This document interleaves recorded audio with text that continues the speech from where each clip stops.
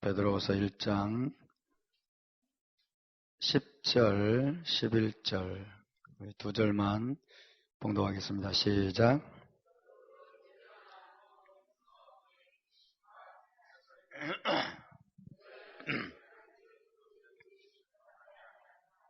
이같이 하면 우리 주 곧 구주 예수와 마시아의 영원한 나라에 들어감을 넉넉히 너희에게 주시리라. 아멘. 그러므로 형제들아 더욱 힘써 너희 부르심과 택하심을 굳게 하라. 너희가 이것을 행한즉 언제든지 실족하지 아니하리라. 이같이 하면 우리 주 곧 구주 예수와 마시아의 영원한 나라에 들어감을 넉넉히 너희에게 주시리라. 아멘. 성경은 유대인들에 의해서 쓰여졌습니다. 히브리인들에 의해서 쓰여졌습니다. 하나님이 히브리인들을 선택하셨고 유대인들을 선택하셔서 성경을 기록하게 하셨습니다. 사도 바울은 그런즉 유대인들의 나음이 무엇이뇨 하면서 그들이 말씀을 맡았다라고 이야기했습니다. 유대인들은 말씀을 맡은 자들이에요. 유대인들이 말씀을 맡았다. 유대인들이 말씀을 맡았다는 말은 하나님이 유대인들에게 말씀을 기록하는, 그리고 말씀을 보존하는, 그리고 말씀을 전수하는 그 일을 하나님 유대인들에게 맡기셨다는 것입니다. 그렇다면 여러분, 성경을 유대인들보다 더 잘 이해하고 성경을 유대인들보다 더 잘 해석할 수 있는 다른 백성들이 있을 수 있겠습니까? 물론 그럴 수 있겠지만은, 그러나 여러분, 유대인들이 말씀을 기록하고 말씀을 보존하고 그리고 말씀을 열방 가운데 전해주는 사명을 맡았다면 성경 해석도 여러분 유대인들이 가장 탁월할 것이라고 저는 믿습니다. 아멘. 성경의 원래적인 의미와 원래적인 뜻과 성경의 정확한 해석에 대해서도 우리가 유대인들에게 겸손하게 배우는 여러분 그런 자세가 있어야 될 줄로 믿습니다. 성경을 유대인들이 기록했다 하면, 성경을 히브리인들이 기록했다 하면 무슨 뜻이겠습니까? 성경 안에는 히브리 사상이 가득하다는 것입니다. 히브리적인 배경 속에서 성경이 기록되었다는 거예요. 히브리 문화 속에서 기록되었다는 거예요. 히브리어로 기록이 됐습니다. 성경은 히브리어로 기록이 됐어요. 히브리적인 관점과 히브리적인 사상으로 성경은 기록이 되어 있습니다. 여러분, 구약성경 전체가 일부를 제외하고 구약성경 전체가 히브리어로 기록이 되어 있습니다. 신약성경은 헬라어로 기록된 사본들만이 남아있지만은, 그러나 신약성경을 기록한 사도들 역시 전부 다 유대인들이에요. 전부 다. 심지어 누가조차도 유대교로 개종한 사람일 것이다 라고 이야기를 합니다. 신약성경 전체를 유대인들이 기록을 했어요. 메시아닉 유대인들, 메시아를 믿는, 예수와를 메시아로 믿는 유대인들이 신약성경 전체를 기록을 했어요. 그렇기 때문에 비록 신약성경이 지금 헬라어 사본만이 남아있지만은 신약성경 안에도 역시 히브리 사상과 히브리적인 관점이 여러분 가득한 것입니다. 할렐루야. 히브리 관점으로, 히브리적인 사상으로 성경을 보지 않으면 우리는 전혀 엉뚱하게 성경을 해석할 수 있습니다. 헬라적인 관점과 서구적인 관점과 오늘날 21세기의 어떤 관념을 투영시켜가지고 성경을 해석하면 우리는 전혀 이상한 성경 해석으로 나갈 수 있습니다. 그것이 사실 1700년이 넘는 기독교의 역사였습니다. 예를 하나 들어볼까요? 베드로가 예수와를 부인한 후에 무엇이 울었습니까? 닭이 울었습니다. 베드로가 예수와를 네가 닭 울기 전에 나를 3번 부인하리라. 그렇게 주님이 말씀하셨는데 그 이야기를 딱 우리는 읽으면은 우리 21세기에 사는 저와 여러분과 이제 헬라적인 관점으로 교육받은 저와 여러분은 꼬꼬대 이걸 생각하는 거예요. 꼬꼬대 실제로 닭이 울었다라고 생각을 합니다. 그러나 닭이 울다라는 표현은 히브리적인 관용구예요. 히브리적인 관용 표현입니다. 여러분 그거 아십니까? 1세기 당시에 예루살렘에는 닭이 없었습니다. 닭이 없었어요. 그러므로 네가 닭 울기 전에 나를 3번 부인하리라, 이 말은 다른 의미입니다. 다른 의미예요. 그럼 무슨 의미냐? 그것은 나중에 가르쳐 드리겠습니다. 시간이 없기 때문에.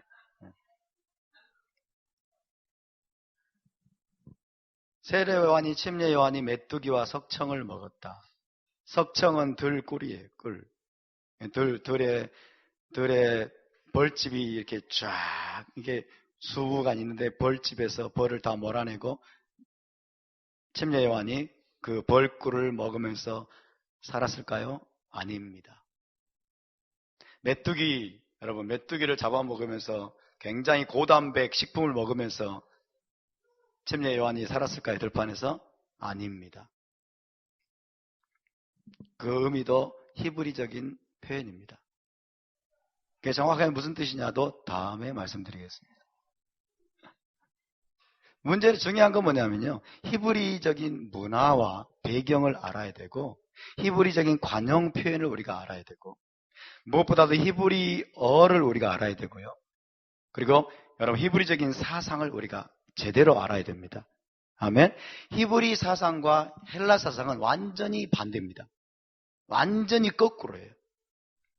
그렇기 때문에 어떤 면에서 저와 여러분은 지금까지 수십 년 신앙생활하면서 완전히 거꾸로 된 신앙생활을 해왔다고 해도 과언이 아닙니다. 근데 이제 하나님께서 우리에게 토라와 히브리 뿌리를 열어주시면서 우리를 이제 제대로 된 여러분 올리브 나무에 우리를 접붙이고 계시는 주님을 찬양합니다. 할렐루야. 이것이 얼마나 큰 축복인지 모릅니다.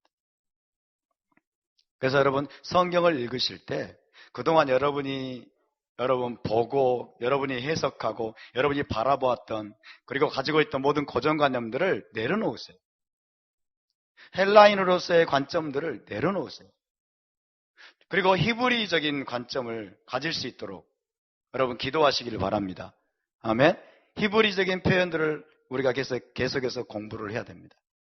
히브리 사상을 우리가 알아야 됩니다. 그렇지 않으면 성경은 정말 수수께끼입니다. 정말 엉뚱한 방향으로 흘러갈 수 있습니다. 베드로 전후서도 마찬가지입니다. 베드로는 누구입니까? 유대인입니다. 베드로는 그 중에서도 메시아닉 유대인입니다. 그 중에서도 어떤 유대인일까요? 토라 observant 메시아닉 주예요. 토라를 준행하는 메시아닉 유대인이에요. 할렐루야. 토라를 준행하는 메시아닉 유대인이 쓴 책이 바로 신약 성경입니다. 아멘. 오늘날 한국교회에 들어오는 메시아닉 유대인들 가운데 토라를 준행하지 않는 메시아닉 유대인들이 있어요. 그런 분들의 말에는 우리가 좀 귀를 닫아야 돼요. 죄송하지만. 왜요? 이들은 살짝 성경을 왜곡합니다. 살짝 성경을 왜곡해요. 그래서 Torah observant Messianic Jew, 토라를 준행하는 메시아닉 유대인이 쓴 책이 바로 오늘 베드로 후서예요. 그러니까 우리가 베드로의 사상을 알아야 돼요. 베드로가 어떤 사상을 가지고 있었는지, 베드로가 어떤 관점을 가지고 있었는지, 베드로가 어떤 사람이었는지. 우리 헬라적인 관점에서 베드로는 누구입니까? 무식한 어부예요. 그렇죠? 우리는 지금까지 기독교에서 그렇게 배워왔어요. 베드로는 무식한 어부였다. 네, 하나님이 무식한 어부를 불러가지고 위대하게 사용하셨다. 네, 여러분 아세요? 베드로는 절대로 무식하지 않았습니다. 베드로는 토라에 정통한 사람이었어요. 아멘? 당시 1세기 당시 유대인들은 여러분 5살 때부터 토라 교육을 받으면서 여러분 토라 전체를 암송하는 사람들이었어요. 할렐루야. 베드로는 토라 교육을 제대로 받은 사람이에요. 절대로 무식한 사람이 아니에요. 무식한 어부였다고요? 천만의 말씀이에요. 베드로는 토라를 제대로 아는 사람이었습니다. 그래서 토라를 준행하는 사람이었습니다. 할렐루야. 깨끗하지 아니한 것이나 속된 것을 내가 먹은 적이 없나이다. 그 말은 내가 지금까지 토라를 준행했나이다 그 말이에요. 음식법을 준행하고 토라를 준행했나이다. 물론 랍비들의 모든 할라카를 준행하지 않았을지 모르겠지만은 그러나 베드로는 철저하게 토라를 준행하는 메시아닉 유대인이었습니다. 저와 여러분은 베드로의 후예임을 믿으시기 바랍니다. 우리는 바울의 후예입니다. 우리는 여러분 야고보의 후예입니다. 사도 요한의 후손입니다. 그들의 제자들입니다. 그러므로 우리도 토라를 준행하는 여러분 예수와의 제자가 될 줄로 믿습니다. 우리는 비록 유대인은 아니지만 토라를 준행하는 예수와의 제자가 돼야 됩니다. 사도들이 걸어갔던 그 길이 바로 우리가 걸어가야 될 그 길입니다. 할렐루야! 우리는 예수와의 뒤를 따르고 우리는 또한 사도들의 뒤를 따라야 됩니다. 1세기 사도들의 뒤를 따라야 됩니다. 1세기 사도들은 전부 다 메시아닉 유대인이었습니다. 메시아닉 유대인들. 재밌지 않나요? 그렇죠? 오늘날 여러분 많은 크리스찬들, 목회자들, 신학자들이 메시아닉 유대인들에 대한 깊은 반감을 가지고 있는 사람들이 많아요. 메시아닉 유대인들. 유대인 그러면 알레르기 반응을 보이는 사람들이 많아요. 근데 여러분 1세기 우리의 사도들이 전부 다 메시아닉 유대인들이었다는 거예요. 토라 observant, 토라를 준행하는 메시아닉 유대인들이었어요. 그들의 신앙과 우리의 신앙이 동일해야 될 줄로 믿습니다. 답사, 주님, 나도 토라를 준행하는 예수와의 제자 되기 원합니다. 사도들의 제자 되기 원합니다. 할렐루야! 사도들의 신앙을 여러분 회복할 수 있기를 바랍니다. 예수와의 그 영적인 유산을 우리가 회복할 수 있기를 바랍니다. 아멘. 그래서 이런 사도들의 서신을 우리가 새롭게 히브리 관점에서, 새롭게 유대인들의 관점에서, 토라의 관점에서 새롭게 읽고 새롭게 배우고 새롭게 우리가 암송하면서 갈 수 있다고 하는 것은 여러분 큰 축복이라고 믿습니다. 할렐루야! 베드로후서는 여러분이 익히 아시는 것처럼 굉장히 중요한 말씀입니다. 제가 좀 과거에 좀 말씀을 드렸기 때문에 간단하게 몇 가지만 말씀을 드리면, 베드로후서에는 특별히 여러분 중요한 어떤 표현들이 반복되어 나와요. 성경에 반복되는 표현들은 상당히 중요합니다. 반복해서 베드로가 이야기하고 있는 표현들이 있어요. 우리 주 예수와를 알라, 우리 주 예수와를 알므로 하나님과 우리 주 예수와를 아는 일에 힘쓰라 라고 이야기하고 있어요. 자라가라. 반복되는 표현에 우리가 주목할 필요가 있습니다. 베드로후서에 특별히 반복되는 표현 중에 하나는 힘써라는 표현이에요. 힘써. 답사, 힘써. 힘써. 예, 힘쓰라는 거예요. 용을 쓰라는 겁니다. 예. 힘써, 힘쓰라. 어떤 사람들은 힘쓰지 말라고 얘기합니다. 애쓰지 마. 힘쓰지 마. 그러나 성경에는 힘쓰라고 되어 있어요. 힘써라. 그러니까 우리가 쓸데없는 일에 여러분 힘쓰면 안 될 것입니다. 열매 없는 일에 우리가 에너지를 낭비하면 안 될 것입니다. 그러나 정말 중요하고 정말 가치 있는 일에 우리가 모든 노력을 다 쏟아부어야 될 것을 말씀하고 있습니다. 우리의 모든 열정과 우리의 모든 에너지와 우리의 모든 힘과 능력들을 정말 중요하고 가치 있는 일에 쏟아부으라는 것입니다. 여러분, 우리가 힘써야 될 일이 있습니다. 우리가 모든 노력을 다 투자해야 될 때가 있습니다.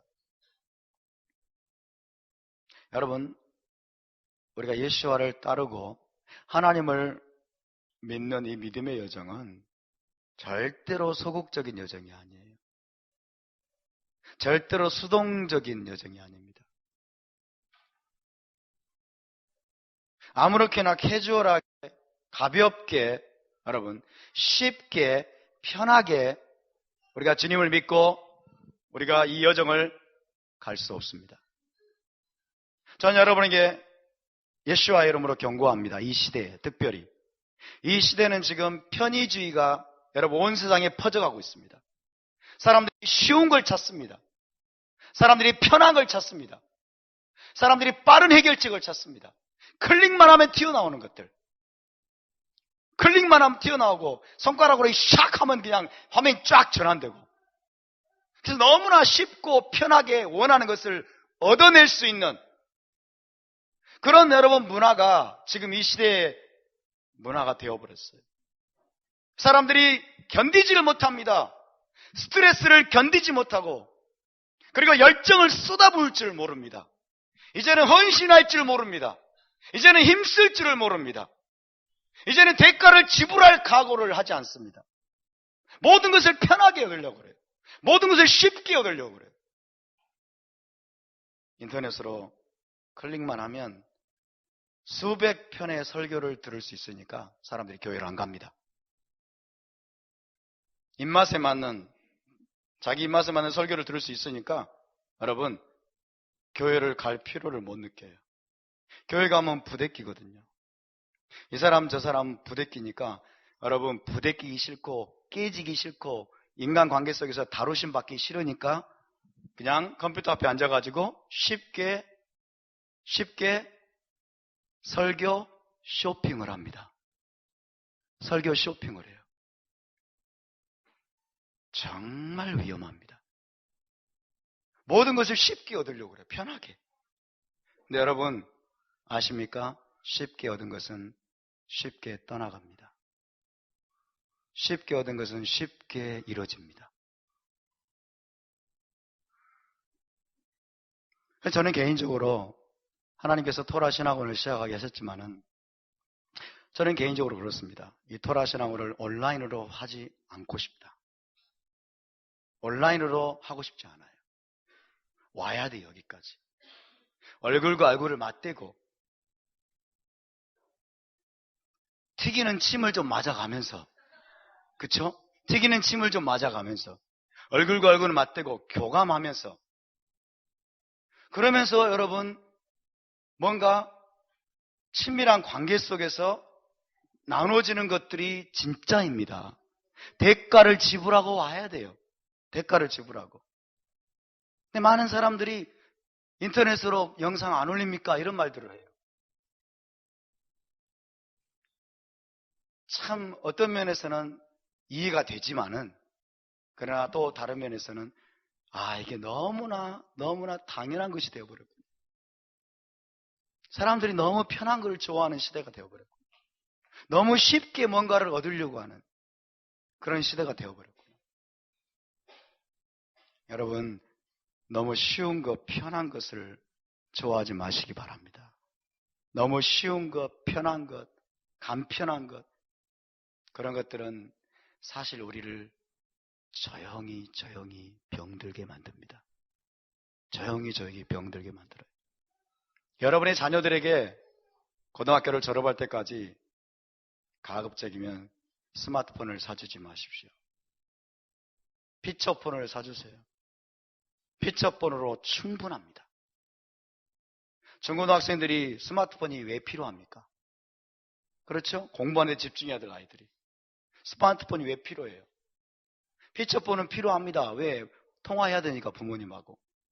어디 있니? 요즘은 다 어디 있니? 체크를 해야 되잖아요. 그러니까 피처폰은 필요해요. 스마트폰은 필요하지 않아요, 여러분. 그것이 아이들을 사실은 망가지게 하는 거예요.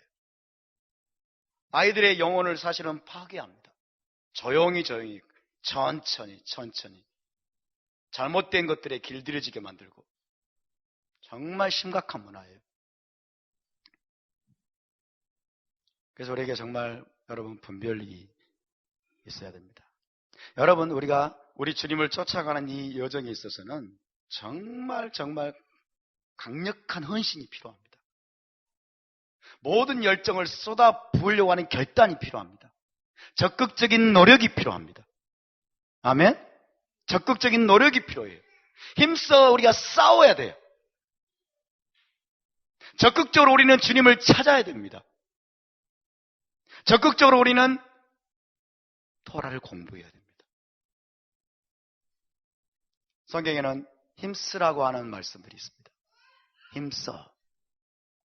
자, 우리 현 세상을 한번 생각해 봅시다. 현 세상. 올람하제. 현 세상의 중요한 특징을 한번 우리가 살펴볼까요?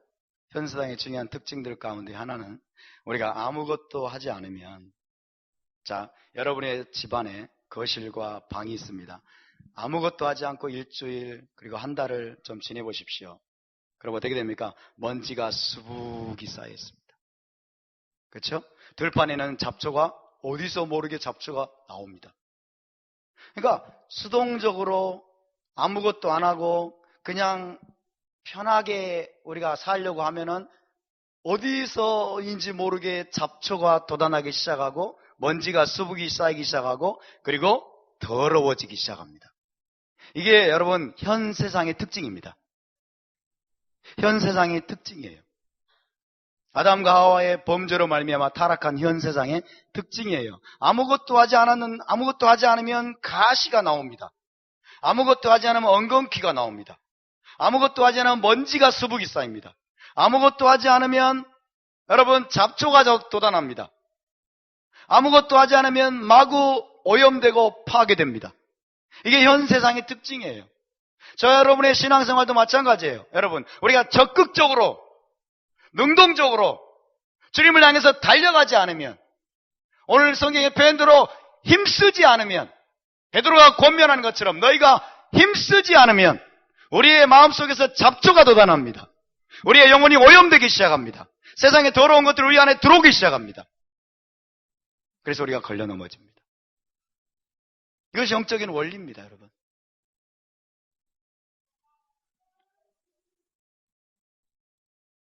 토라에서부터 여러분 요한계시록까지 하나님이 힘쓰라고 하는 것들이 있습니다.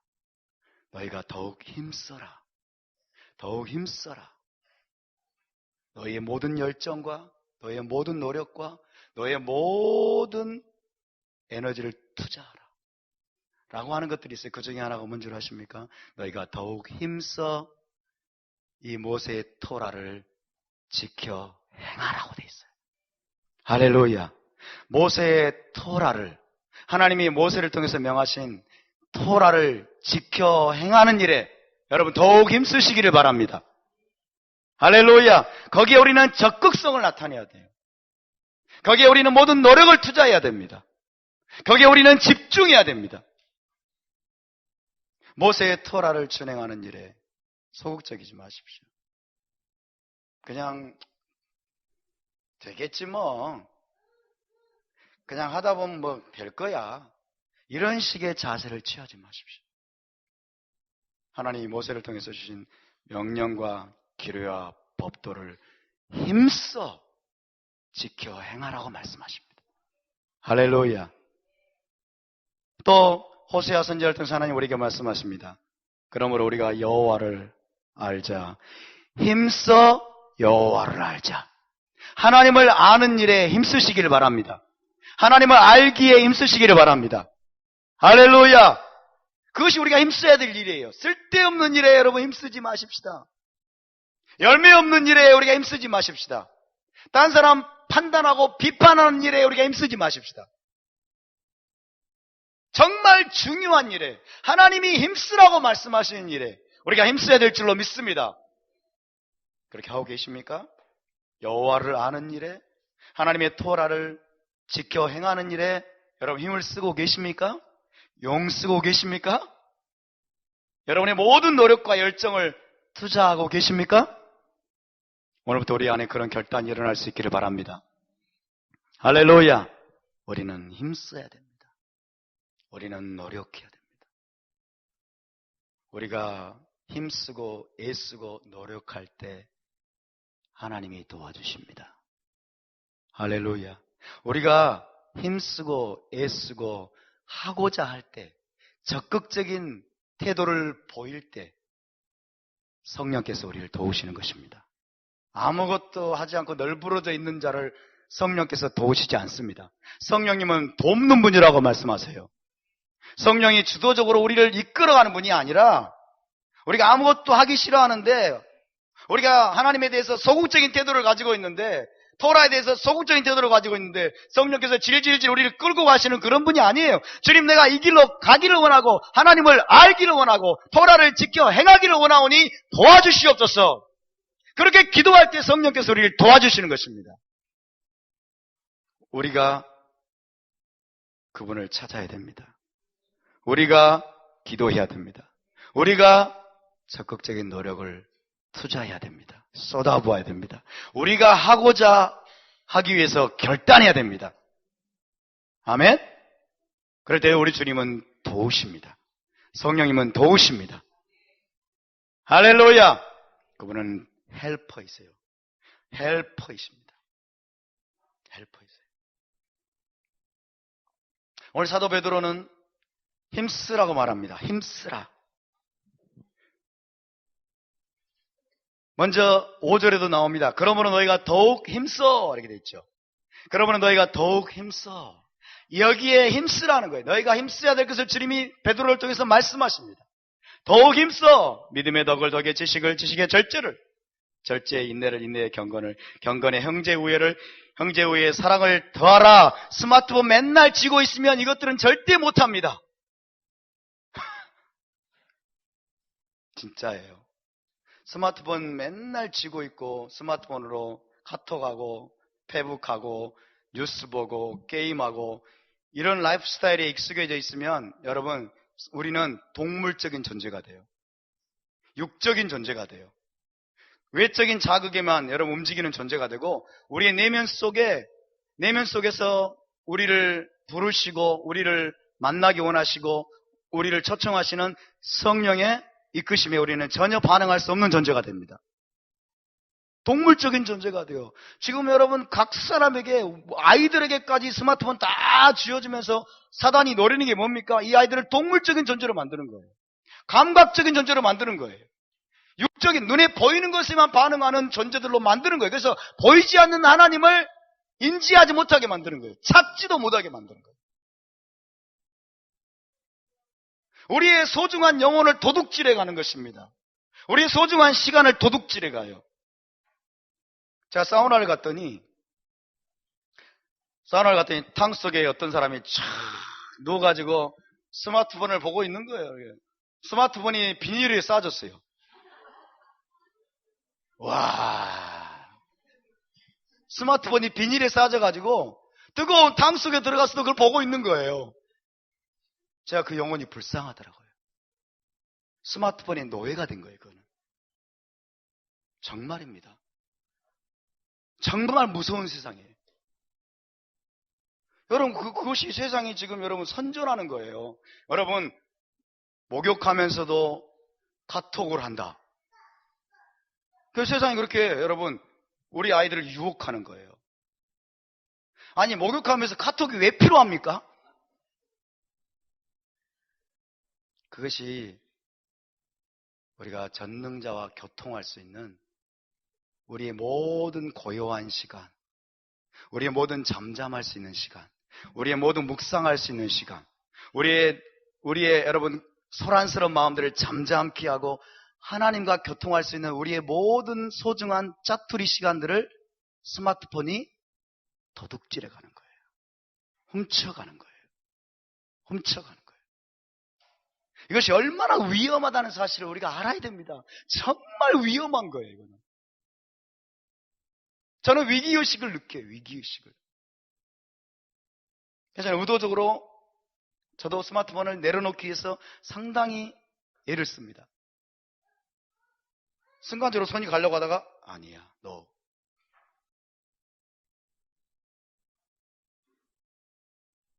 지금 세상 문화가 우리를 완전히 동물적인 존재로, 감각적인 존재로, 혹은 육적인 존재로 만들어가고 있어요.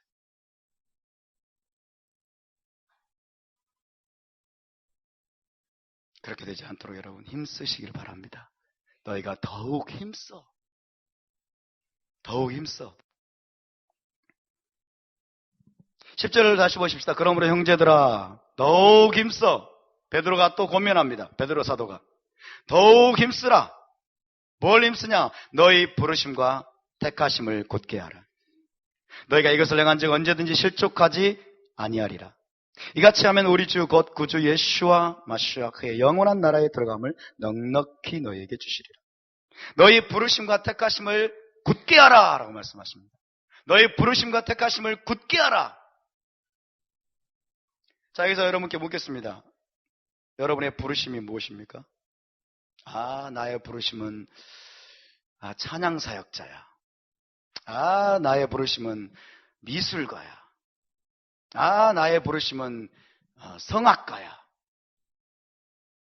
나의 부르심은 번역가야.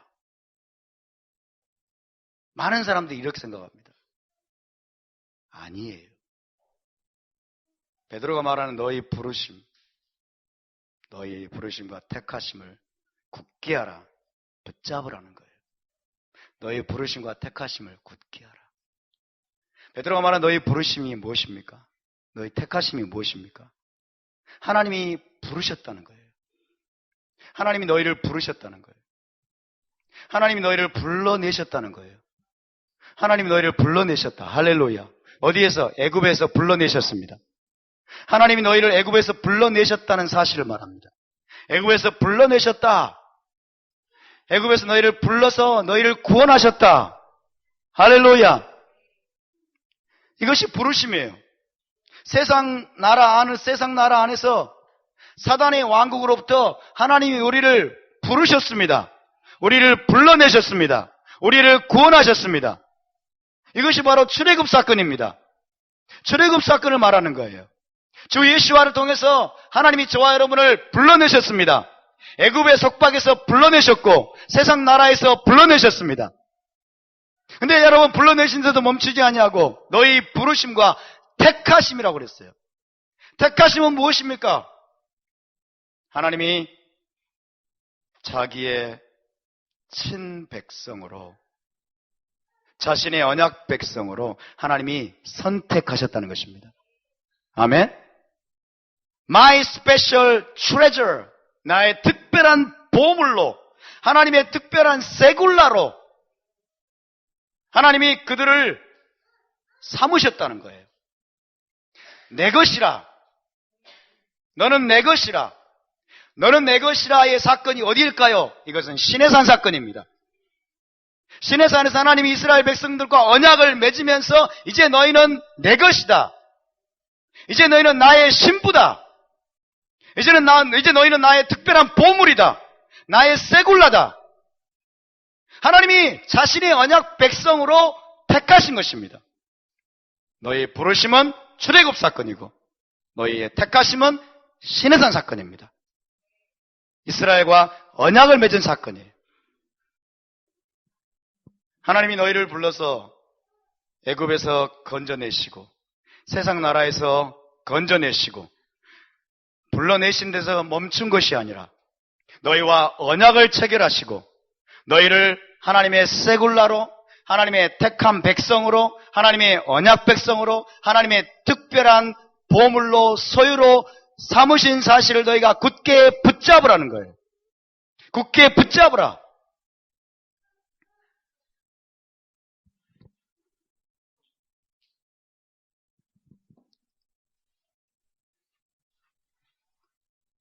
다시 말하면 여러분, 너희 부르심과 택하심을 굳게 하라는 말은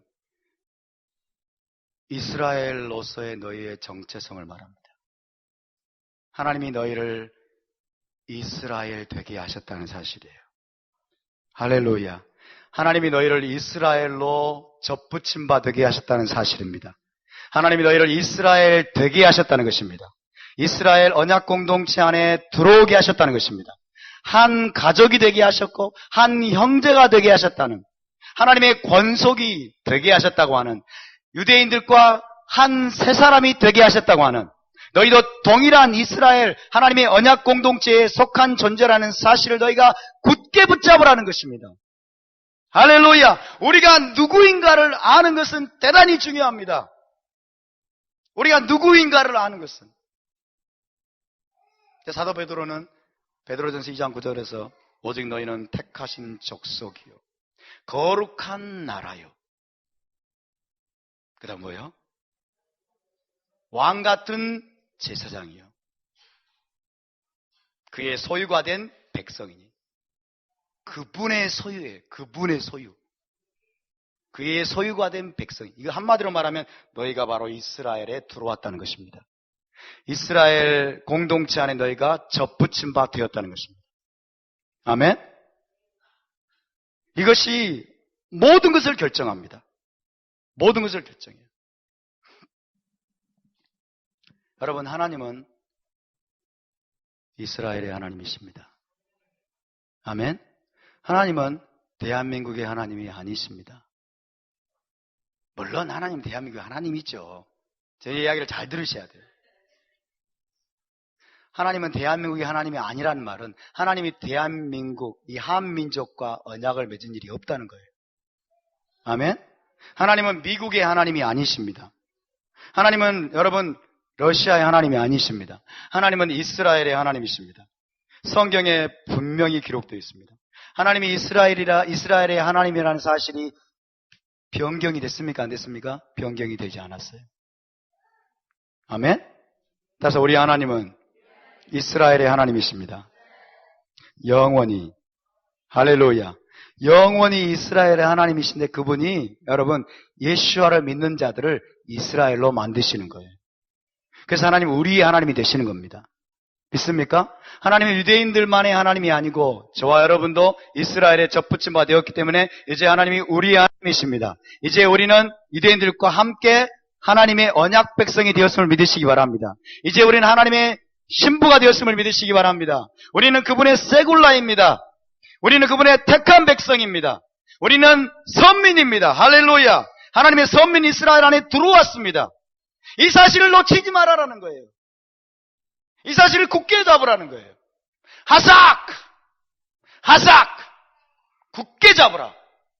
굳게 잡으라. 답사 나는 이스라엘입니다.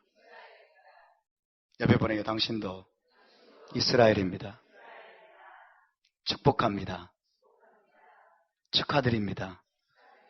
할렐루야. 이스라엘과 맺은 언약은 영원합니다. 이스라엘은 영원합니다. 아멘. 이스라엘은 영원합니다. 하나님이 이스라엘에게만 약속하신 것이 뭘까요? 하나님이 이스라엘에게만 약속하신 게 뭘까요? 하나님이 이스라엘 자신의 신부에게, 자신의 신부가 된 이스라엘에게 약속하신 것이 가나안 땅이에요. 가나안 땅, 약속의 땅. 약속의 땅을 기업으로 주시겠다고 약속하셨어요. 아멘. 가나안 땅, 이스라엘 땅이에요. 이스라엘 땅.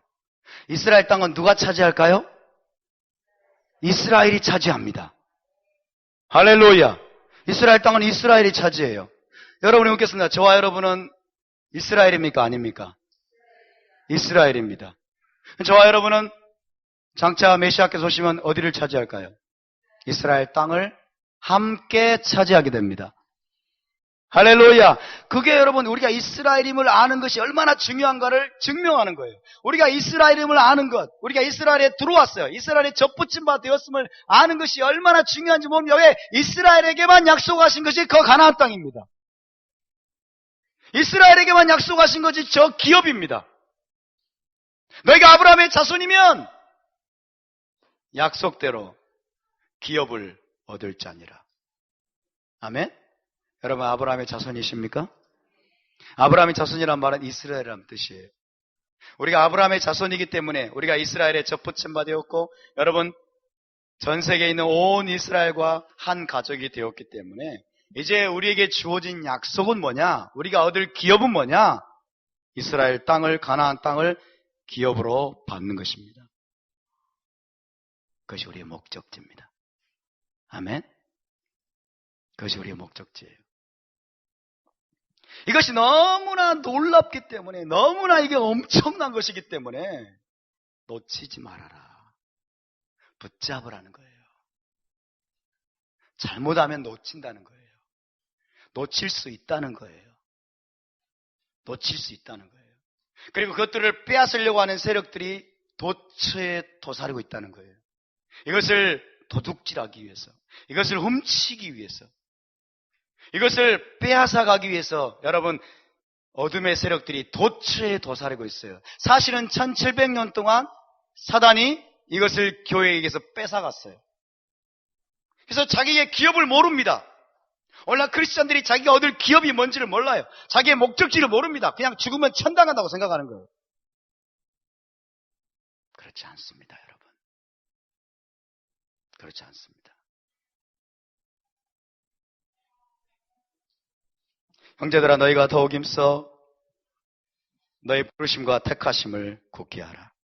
이스라엘로 부름받은, 이스라엘에 접붙임 받은 너희의 새로운 영적 정체성, 그것을 너희가 굳게 붙들라. 너희가 이것을 행한 즉 언제든지 실족하지 아니하리라. 그 말은 무슨 말일까요? 실족할 가능성이 있다는 것입니다. 실족한다는 말은 무슨 말입니까? 넘어진다는 거예요. 넘어진다는 말은 무슨 말일까요? 이스라엘에서 끊어질 수 있다는 것입니다. 가렛! 끊어진다는 거예요. 내 백성 중에서 끊어지리라. 누구처럼? 고라처럼. 광야에서 수없이 여러분 멸망당한 사람들처럼. 너희가 여기에 집중하지 않으면 너희의 부르심과 너희의 택하심을, 이스라엘로 너희를 부르신 너희의 그 새로운 영적 정체성을 너희가 굳게 붙잡지 않으면 너희가 중간에 너희는 탈락하게 될 수 있다. 넘어지게 될 수 있다. 계속 볼까요? 이같이 하면 우리 주, 곧 구주 예수와 마시아흐의 영원한 나라에 들어감을 넉넉히 너희에게 주시리라. 사도 베드로가 우리의 여러분 최종적인 목적지를 분명히 하고 있습니다. 메시아닉 유대인인 사도 베드로가 우리의 최종적인 목적지를 분명히 하고 있습니다. 우리의 최종적인 목적지는 어디입니까? 우리 주 예수와 마시아, 메시아의 킹덤입니다. 메시아의 영원한 나라에 들어감을 넉넉히 너희에게 주시리라. 할렐루야. 메시아의 나라, 메시아의 왕국, 하나님의 킹덤, 그것이 우리가 들어갈 곳입니다. 그것이 우리의 마지막 목적지입니다.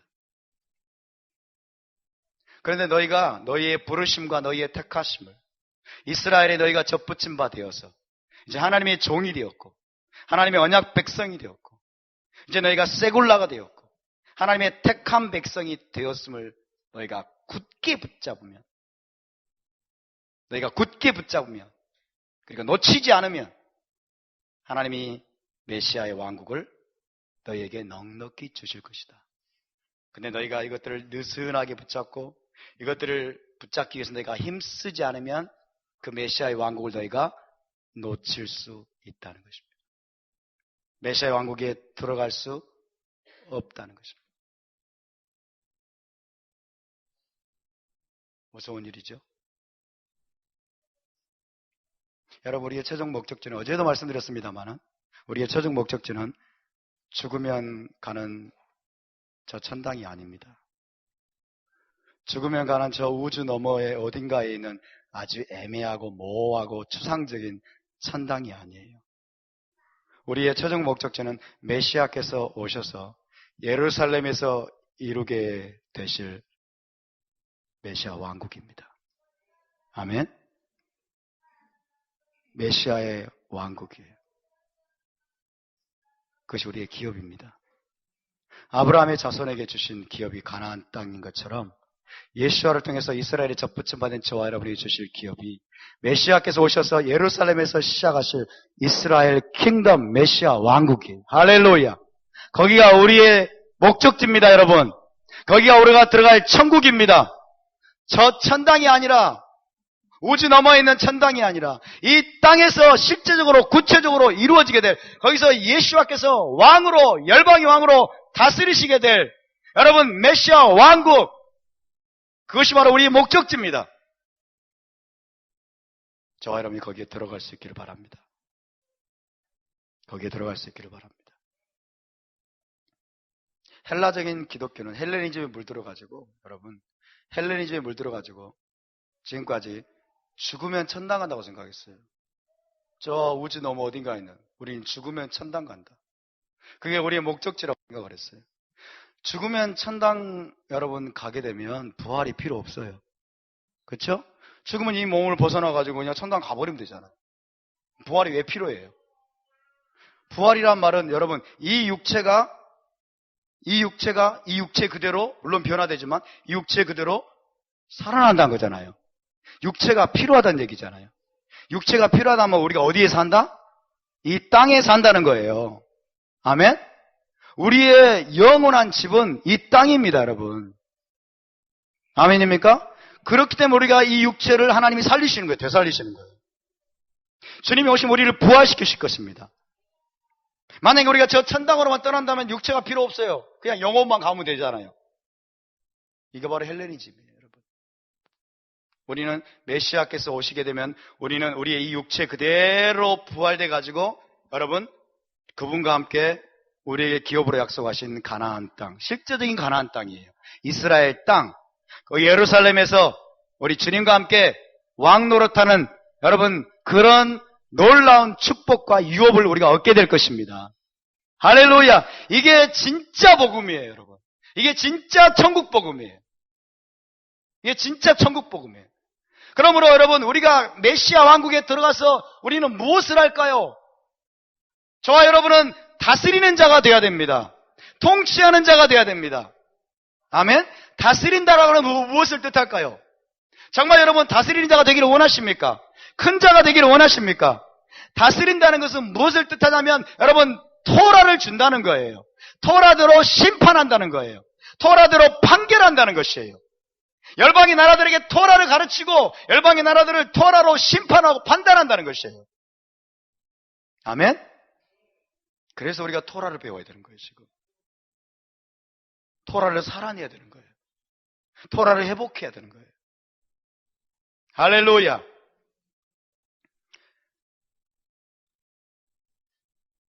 메시아 왕국에 대한 이야기를 하면 많은 사람들이 혼란스러워합니다. 지금까지 들은 것은 천당이에요. 예수 천당 불신주. 그러나 지진이 일어나야 됩니다. 잘못된 것들이 떠나가기 위해서는 지진이 일어나야 돼요. 아멘? 지진이 막 일어나야 돼요. 혼란이 막 일어나야 돼요. 그래서 헬라적인 것들은 떠나가고 여러분 진짜 히브리적인 복음이 우리 가운데 회복될 수 있기를 바랍니다. 사도 베드로가 말하고 있지 않습니까? 메시아의 나라라고 말하고 있지 않습니까? 우리 주 곧 구주 예수와 마시아크의 킹덤이라고 말하고 있지 않습니까? 메시아께서 오셔서 다스릴 킹덤에 넉넉히 들어감을 주시리라. 거기에 들어가기를 원하십니까? 아멘? 여러분이 이스라엘입니다. 여러분이 이스라엘입니다. 여러분 언약 백성이 되었습니다. 그 이스라엘에게 여러분 그 이스라엘에게 그 하나님의 택한 백성으로 너는 내 것이라고 하시면서 하나님이 주신 것이 이스라엘에게 주신 것이 뭐예요? 토라예요. 하나님이 이스라엘에게 주신 것이 토라예요. 따라서 하나님은 토라를 이스라엘에게 주셨다. 여러분이 이스라엘이 아니면 토라를 지킬 필요가 없어요. 그렇죠? 다시 묻겠습니다. 여러분이 이스라엘이십니까? 이스라엘 안에 접붙임바 되었습니까? 그렇다면 시내산에 주신 그 토라가 우리에게도 주신 것임을 믿으시기 바랍니다. 하나님과 언약 관계가 아니면 지킬 필요가 없어요. 하나님과 언약 관계가 아니면 지킬 필요가 없어요. 근데 오늘 여러분 한국에 드나드는 메시아닉 유대인들 그분들이 너무나 안타깝게도 그걸 안 가르쳐 줍니다. 일요일 예배 그냥 드려도 괜찮아요. 성탄절, 부활절 뭐 성경적인 건 아니지만 여러분의 의도는 그게 아니잖아요. 주님을 예수와를 섬기는 거잖아요. 예수와를 섬기는 의도로 행하는데 뭐 문제가 되겠어요? 그냥 일요일 예배 드려도 괜찮고 부활절 성탄절 그냥 지켜도 괜찮아요. 여러분의 의도가 그게 아니니까. 그리고 말 안 해줘요. 그것도 뭐라고 하는지 아십니까? 토라는 유대인에게 주셨다 말해요. 토라는 유대인에게 주셨다? 여러분 시내산 밑에 유대인만 있었을까요? 이스라엘 12지파가 있었습니다. 아멘. 이스라엘 12지파 안에 저와 여러분이 들어왔습니까? 안 들어왔습니까? 들어왔습니다. 우리는 유대인이 아니지만 우리는 이스라엘 12지파에 접붙임 바 되었습니다.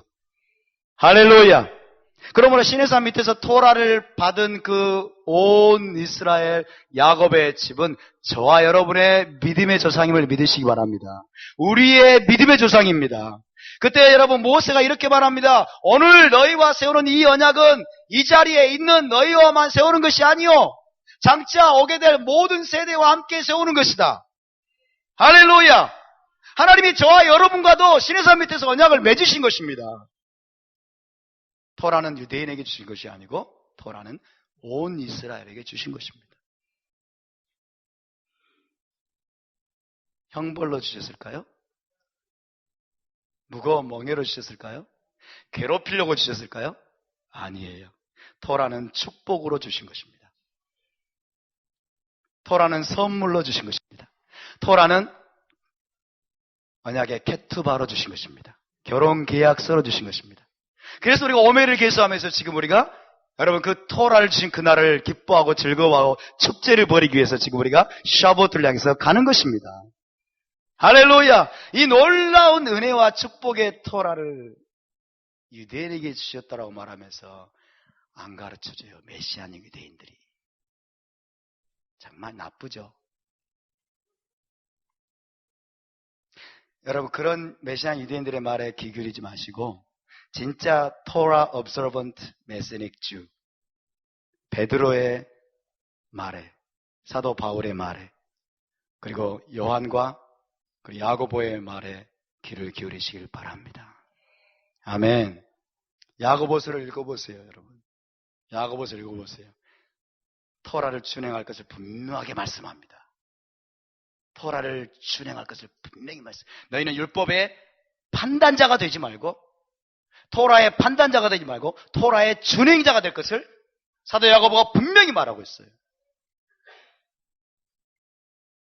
여러분, 어이구 12시가 넘었네요. 제 10분 설교는 왜 이렇게 긴지 모르겠습니다. 오늘 조금만 합시다. 예.